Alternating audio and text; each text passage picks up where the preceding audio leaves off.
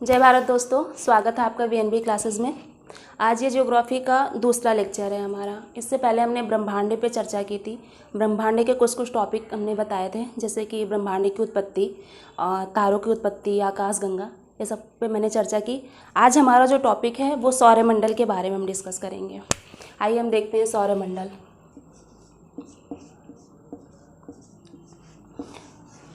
सौरमंडल पे चर्चा करेंगे।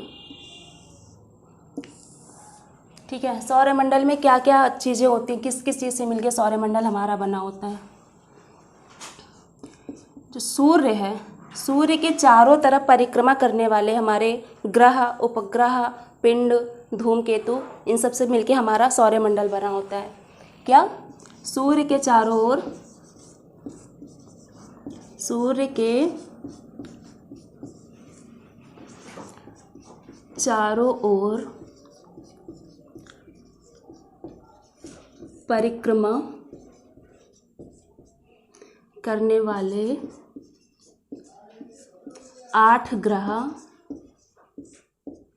172 उपग्रह, उल्कापिंड, क्षुद्र ग्रह,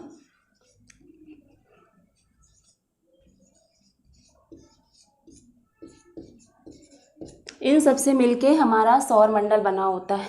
इसे सौर परिवार भी बोलते हैं। आइए इसको थोड़ा सा डायग्राम के माध्यम से समझने की कोशिश करते हैं। ग्रहों की स्थिति जानते हैं कि सौरमंडल में ग्रहों की स्थिति क्या है।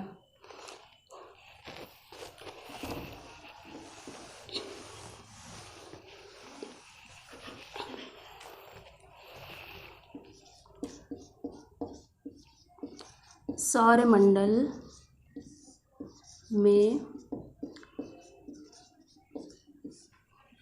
ग्रहों की स्थिति देखिए, जो सूर्य हमारा होता है, ये है सूर्य। सूर्य हमारा सौरमंडल का जन्मदाता है।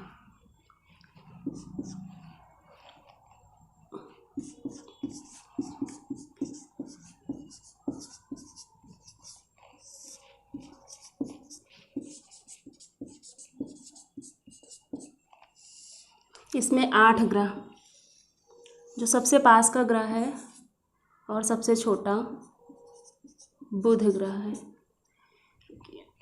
देखिए, पूरा अच्छे से बनाती हूँ तब समझ आएगा।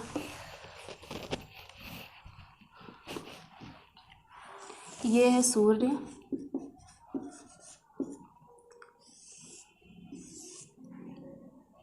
बुध,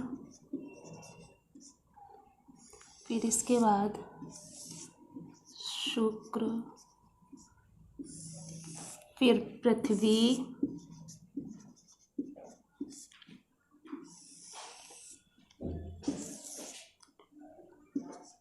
मंगल ग्रह,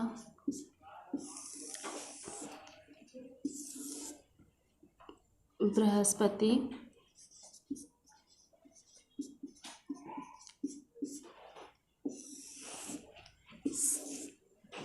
शनि,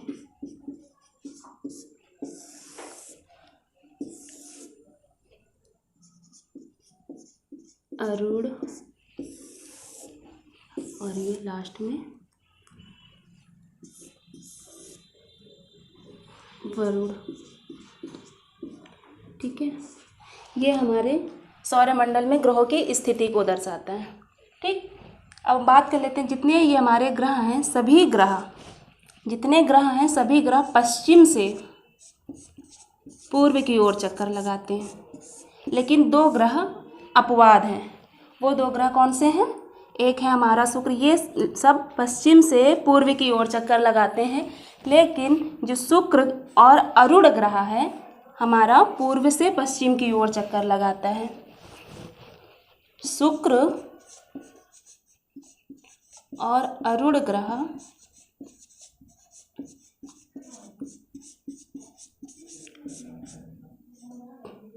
पूर्व से पश्चिम की ओर चक्कर लगाता है।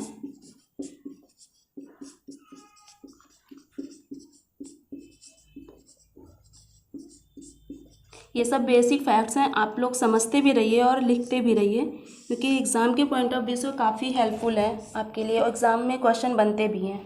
ठीक है, अब बात करते हैं, ये जितने हैं ये हमारे पश्चिम से पूर्व की ओर हैं। अरुण और शुक्र पूर्व से पश्चिम की ओर है। मंगल ग्रह और बृहस्पति ग्रह के बीच में, मंगल ग्रह और बृहस्पति ग्रह के बीच में क्षुद्र ग्रह की पट्टी पाई जाती है। क्षुद्र ग्रहों की पट्टी पाई जाती है, क्षुद्र ग्रह। ये क्षुद्र ग्रह क्या होते हैं?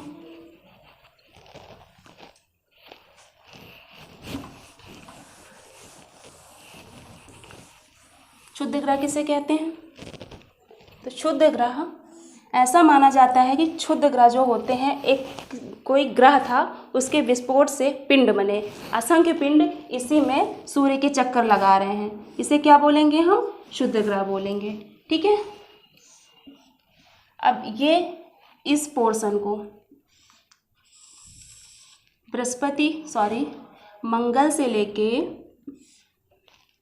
ये बुध से लेके मंगल तक इसको पार्थिव ग्रह बोला गया है। पार्थिव ग्रह या आंतरिक ग्रह बोला गया है।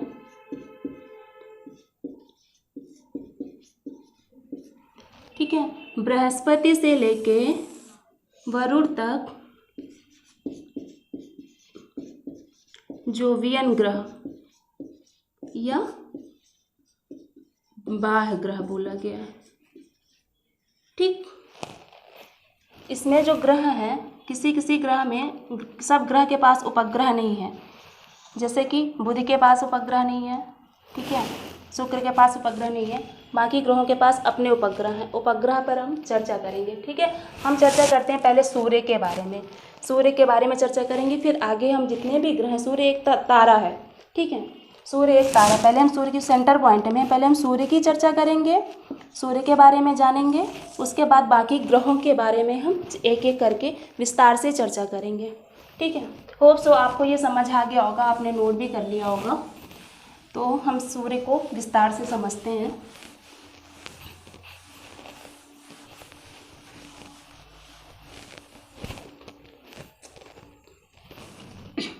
जैसा कि आप सबको पता है, सूर्य क्या है? एक तारा है। तारा कैसे बनता है ये मैंने आपको पहले वाली क्लास में बता दिया था। आई होप आप लोग अच्छे से समझ गए होंगे, लेकिन फिर से मैं थोड़ा सा एक्सप्लेन कर देती हूँ। तारे में अपना स्वयं का प्रकाश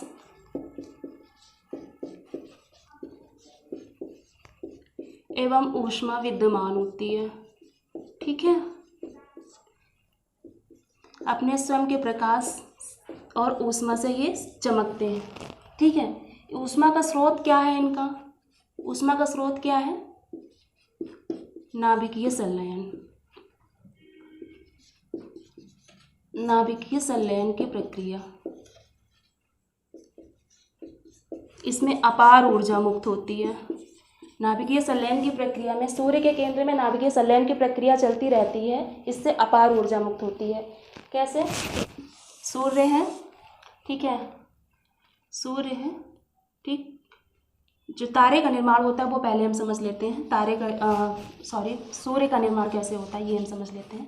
तारा हमने समझाया था पहले कि तारा कैसे बनता है। तारा हीलियम के, मैंने बताया था कि ब्रह्मांड में आकाशगंगा और जो ब्रह्मांड में गैस के गुबार जो उठते रहते हैं उनके बीच घूर्णन के कारण गुरुत्वाकर्षण बल कार्य करता है, घूर्णन होता है, घूर्णन की प्रक्रिया चलती है, इससे हाइड्रोजन के चार नाभिक बनके हीलियम का निर्माण करते हैं और इससे तारे का निर्माण होता है। ठीक है, ये मैंने बताया था। तारे के पास स्वयं का ऊष्मा और प्रकाश होता है, अपने प्रकाश द्वारा ये चमकते हैं।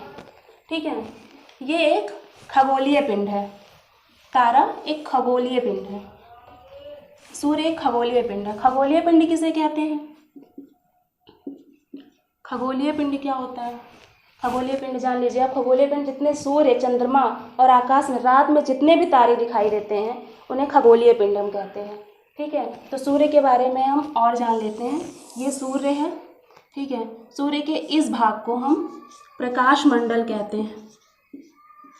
सूर्य के इस भाग को, जो बाहरी भाग होता है, इसको हम प्रकाश मंडल कहते हैं। फोटोस्फीयर, ठीक है। आपने देखा होगा जब चंद्र ग्रहण पड़ता है, चंद्र ग्रहण के समय जो साइड का दिखाई देता है छल्ले नुमा आकृति दिखाई देती है। वैसे देखना नहीं चाहिए, क्योंकि नग्न आँखों से ऐसे सूर्य को देखना भी हमारे आँख के लिए हानिकारक है, क्योंकि अल्ट्रावायलेट रेडिएशन उसमें से निकलती रहती है, देखना नहीं चाहिए। लेकिन आपने कभी देखो, लोग देखते हैं एक्सरे से देखते हैं या फिर दूरबीन की सहायता से देखते हैं, तो उसमें जो छल्ले नुमा आकृति होती है सूर्य के साइड में, जो सूर्य ग्रहण के टाइम जो छल्ले नुमा आकृति बन जाती है, उसे हम कोरोना कहते हैं। उसे क्या नाम दिया गया है? कोरोना, ठीक है। कभी कभी क्या होता है, प्रकाश मंडल में, ये जो प्रकाश मंडल वाला पोर्शन है, प्रकाश मंडल में परमाणु का तेज तूफान आता है, ठीक है, तेज वेग से आता है, और ये सूर्य के प्रकाश की परत को पार कर जाता है, ठीक। तो ये प्रकाश की परत को जब पार करता है, तो ये वायुमंडल में वायु के संपर्क में आके जब तूफान आता है, तो यहाँ पे सौर ज्वाला उत्पन्न होती है। इस क्षेत्र में जहाँ पे तूफान आता है प्रकाश मंडल में, यहाँ पे सौर ज्वाला उत्पन्न होती है, इसे हम सौर ज्वाला कहते हैं। ये सौर ज्वाला वायुमंडल में प्रवेश करती है। जब ये सौर ज्वाला वायुमंडल में प्रवेश करती है, तो वायु के कण से, धूल के कण से टकरा के रंगीन प्रकाश उत्पन्न करती है। जैसे ये निकली और वायुमंडल में टकराई और रंगीन प्रकाश उत्पन्न करती है। ये प्रक्रिया ऐसे नहीं दिखाई देती, ये सिर्फ नॉर्थ और साउथ पोल में ही बेसिकली देखी जाती है। नॉर्थ और साउथ पोल में ही इसे हम देख पाते हैं। नॉर्थ और साउथ पोल में इसे, और नॉर्थ पोल में ऑरोरा बोरियालिस बोलते हैं। नॉर्थ पोल में इसे ऑरोरा बोरियालिस बोलते हैं, और साउथ पोल में इसे ऑरोरा है ऑस्ट्रियालिस, ठीक है। ये जो सौर ज्वाला है, ये जहाँ से निकलती है सूर्य में ब्लैक कलर के स्पॉट छोड़ जाती है, ठीक है। ये जहाँ से निकलती है, ये ब्लैक कलर के स्पॉट छोड़ जाती है। इसे क्या कहते हैं? सौर कलंक बोलते हैं इसे, ठीक है, सौर कलंक बोलते हैं। सूर्य का जो आंतरिक तापमान, ये सब फैक्ट लिखने वाले फैक्ट हैं। ये बेसिक स्ट्रक्चर तो आप समझ लीजिए कि प्रोसेस कैसे क्या क्या होता है, लेकिन जो फैक्ट लिखवा रहे हैं ये इंपॉर्टेंट फैक्ट हैं। इससे क्वेश्चन बनते हैं कि सूर्य का आंतरिक तापमान कितना होता है, बाह्य परत का तापमान कितना होता है, सूर्य की दूरी कितनी है, इससे क्वेश्चंस बनते हैं हमारे। इसका जो अंदर का स्ट्रक्चर होता है वो ऐसे होता है, कुछ इस प्रकार का होता है। इसे क्रोड कहते हैं। ये क्रोड का जो आंतरिक इसका तापमान है 15 मिलियन डिग्री सेल्सियस होता है। सूर्य के आंतरिक भाग का तापमान, ये नोट करते रहिएगा पॉइंट, 15 मिलियन डिग्री सेल्सियस होता है। जो ये वाला पोर्शन है, इसका तापमान, जो ये सौर कलंक वाला जो पोर्शन है, ये अपेक्षाकृत सूर्य से ठंडा होता है। इसका जो तापमान होता है वो 1500 डिग्री सेल्सियस होता है, ठीक है। जो प्रकाश मंडल है, मतलब सूर्य के बाहरी भाग का तापमान 6000 डिग्री सेल्सियस होता है, ठीक। आई होप इतनी चीज़ें आपको समझ आ गई होंगी कि सूर्य की संरचना कैसे है और क्या क्या चीज़ें इसमें प्रोसेस होता है। ठीक है। अब क्वेश्चन बनता है कि सूर्य का आकार और क्षेत्रफल क्या है। ठीक, अब आते हैं हम बेसिक पॉइंट पे। कुछ मैंने कॉन्सेप्ट समझा दिया है।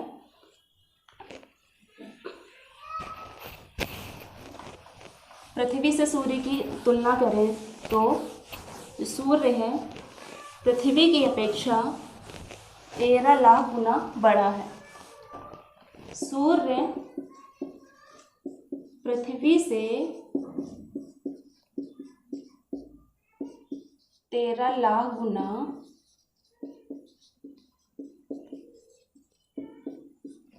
बड़ा है। सूर्य पृथ्वी से 13 लाख गुना बड़ा है। ठीक है।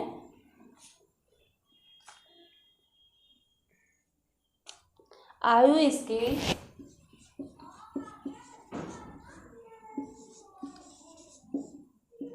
5 बिलियन वर्ष है। ठीक, अब बात करते हैं दूसरे ग्रह की। दूसरा ग्रह हमारा कौन सा था?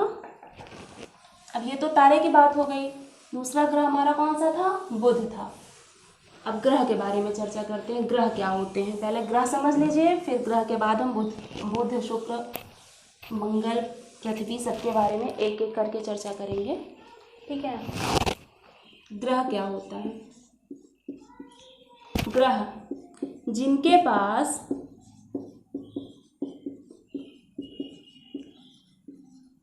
स्वयं का प्रकाश नहीं होता,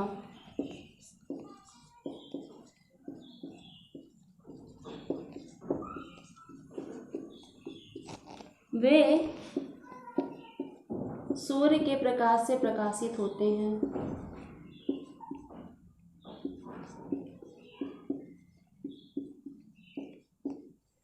सूर्य के नहीं, तारा कर लीजिए, प्रकाश से प्रकाशित होते हैं।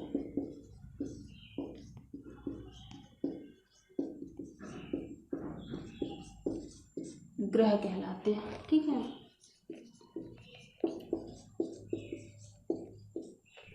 ठीक, हम ग्रह में पहले इसकी बात करेंगे, बुध ग्रह की बात करेंगे। बुध ग्रह की स्थिति मैंने बताई है सूर्य से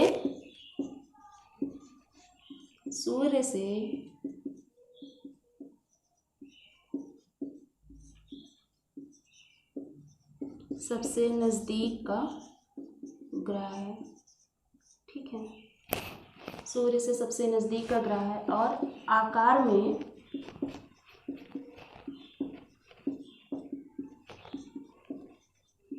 सबसे छोटा। उपग्रह की बात करें तो इसके पास, बुध के पास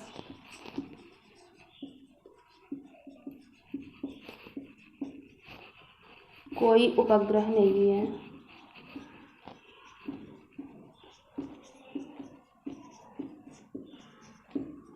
ठीक है। बुध सूर्य का सबसे नज़दीक का ग्रह है और सबसे आकार में सबसे छोटा है।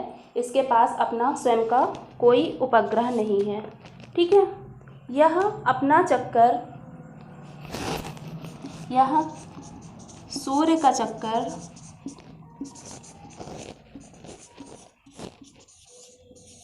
88 दिन में पूरा करता है।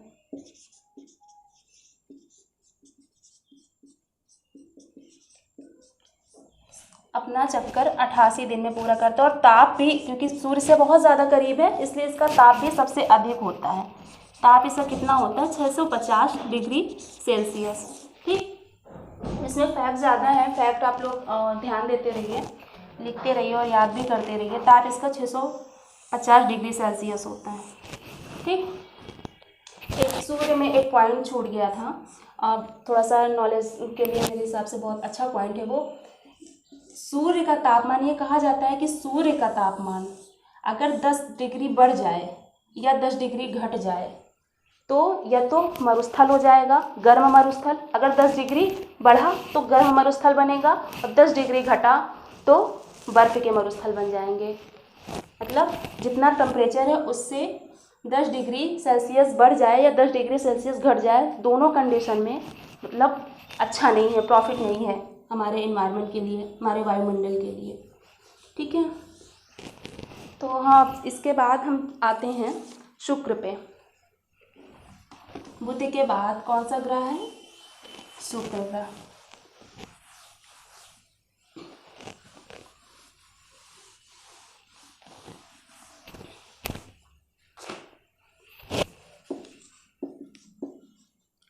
शुक्र ग्रह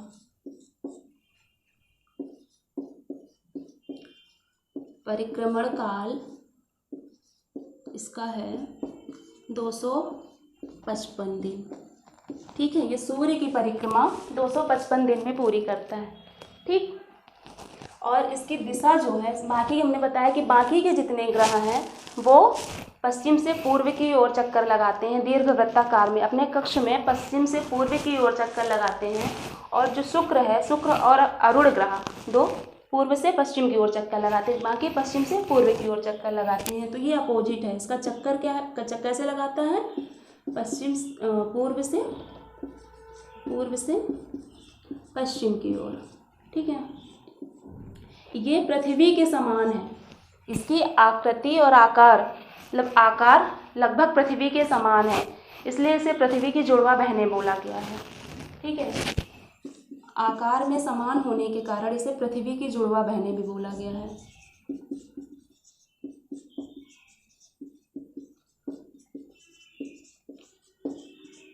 पृथ्वी की जुड़वा बहनें बोला गया है। इसे सांझ का तारा या भोर का तारा कहते हैं।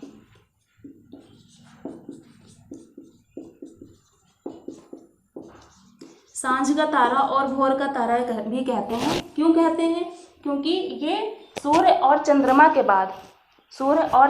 बाद ये ऐसा पहला ग्रह है जो इतना ज़्यादा चमकता है। ठीक है, सांझ का तारा इसलिए कहते हैं कि पश्चिम में शाम के समय पश्चिम दिशा में ये चमकता हुआ दिखाई देता है। पश्चिम दिशा में शुक्र ग्रह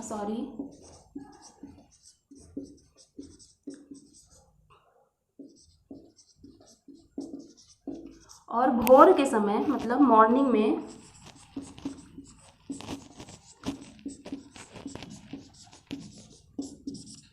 पूर्व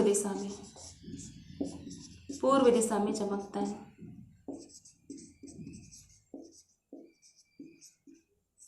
ठीक है, ये इतने इम्पोर्टेंट पॉइंट्स हो गए इसके। एक पॉइंट उसमें था, ये इतना आप लोग नोट कर लीजिए। जब हम ग्रह के बारे में बता रहे थे तो ग्रह को इंग्लिश में क्या बोलते हैं? प्लैनेट। प्लैनेट का मतलब क्या होता है? घूमते रहना। पढ़ने का जो तरीका होता है किसी भी सब्जेक्ट को, अगर सबसे अच्छा तरीका ये होता है कि एक एक जो पॉइंट है टर्मिनोलॉजी पे कमांड करना, एक एक टर्म को अच्छे से समझना, उसका एक्सप्लेनेशन अच्छे से समझना, तब चीज़ें अच्छे से क्लियर होती रहती है। याद करने को तो फैक्ट याद ही हो जाएगा, लेकिन जो कॉन्सेप्ट होता है वो समझना इम्पॉर्टेंट होता है। तो आई होप इतना आपको समझ आ गया होगा। ठीक है, तो हमने क्या क्या पढ़ा आज? सौरमंडल के बारे में जाना, सौरमंडल में ग्रहों की स्थिति के बारे में जाना। ठीक है, सूर्य के बारे में हमने पूरा लिया। ग्रहों में हमने 2 ग्रह पढ़े, पहला कौन सा? मंगल, और दूसरा शुक्र। बाकी इसके बाद हम पृथ्वी पढ़ेंगे। पृथ्वी थोड़ा सा बड़ा टॉपिक है तो इसको हम अच्छे से कवर करेंगे, ब्रीफली कवर करेंगे पृथ्वी। होप सो इतना समझ आया होगा आपको, और ये सब नोट करते रहिए। इस टॉपिक कंप्लीट होने के बाद हम आपको इसमें क्वेश्चन भी देंगे, क्वेश्चंस भी सॉल्व करवाएंगे कि एग्जाम में क्वेश्चंस कैसे पूछे जाते हैं। ये सब क्वेश्चन ही पता है, ये सारे जितने भी क्वेश्चंस हैं ये इस टॉपिक पे बनते हैं क्वेश्चन। ऐसे ही पूछ लेता सांझ का तारा किसे कहते हैं, भोर का तारा किसे कहते हैं, इससे क्वेश्चन बनते हैं हमारे। ठीक है, तो सो आपको ये क्लास अच्छी लगी होगी। ठीक है, आज के लिए इतना ही, बाकी कंटिन्यू करते हैं नेक्स्ट क्लास में। धन्यवाद।